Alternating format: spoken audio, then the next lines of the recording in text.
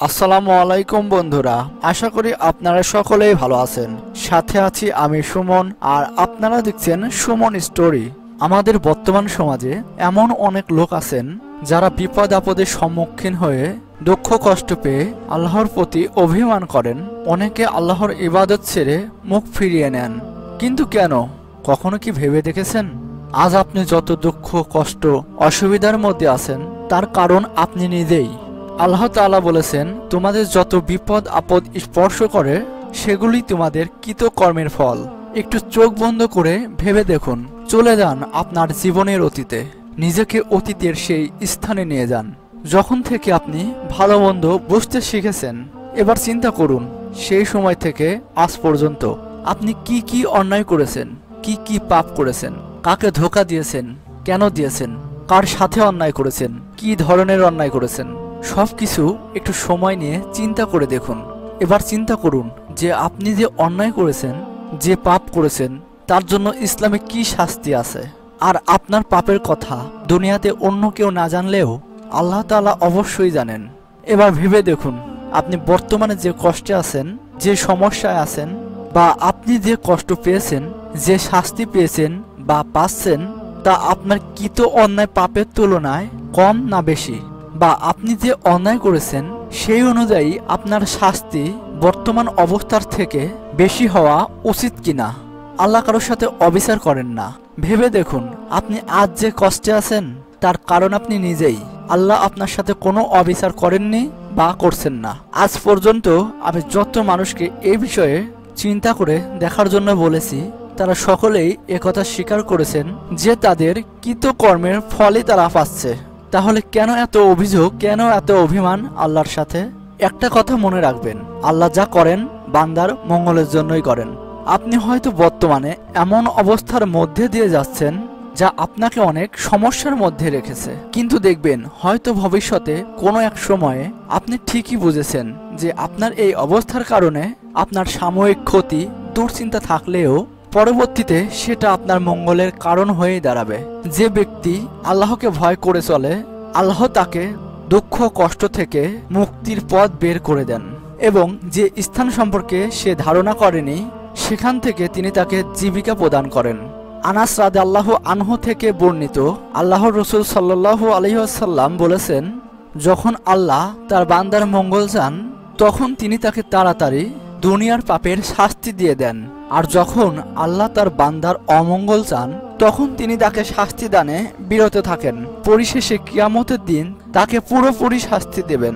নবী সাল্লাল্লাহু আলাইহি ওয়াসাল্লাম আরো বলেন, বড় পরীক্ষার বড় প্রতিদান রয়েছে।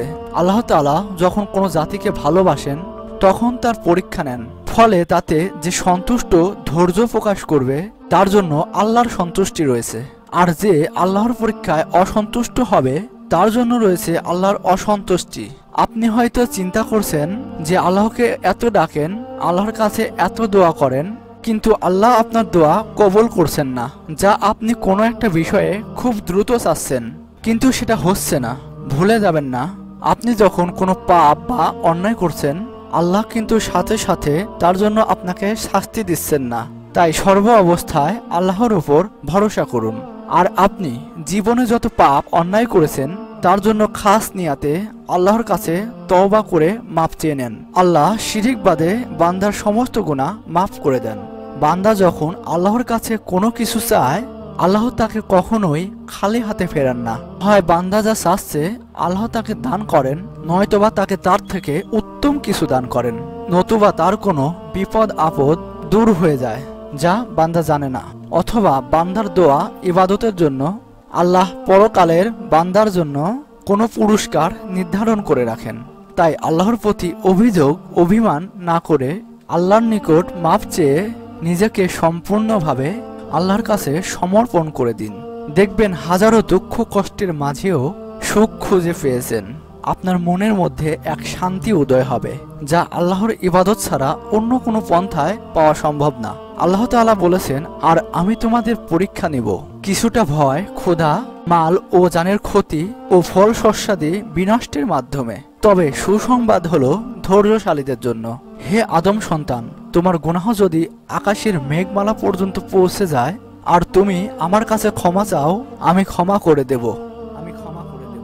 আল্লাহ পাক আমাদের সবাইকে সঠিক বুঝে সঠিক আমল করার তৌফিক দান করুন, আমিন। বন্ধুরা, ভিডিওটি কেমন লাগলো এবং কি বুঝতে পারলেন অবশ্যই আমাদের কমেন্টে জানিয়ে দিবেন। আমরা আমাদের যথাসাধ্য চেষ্টা করি আপনাদের মাঝে সঠিক তথ্য তুলে ধরতে। তবুও কোনো তথ্যে ভুল ত্রুটি থাকলে সেগুলো সঠিক করে দিবেন এবং ক্ষমার দৃষ্টিতে দেখবেন।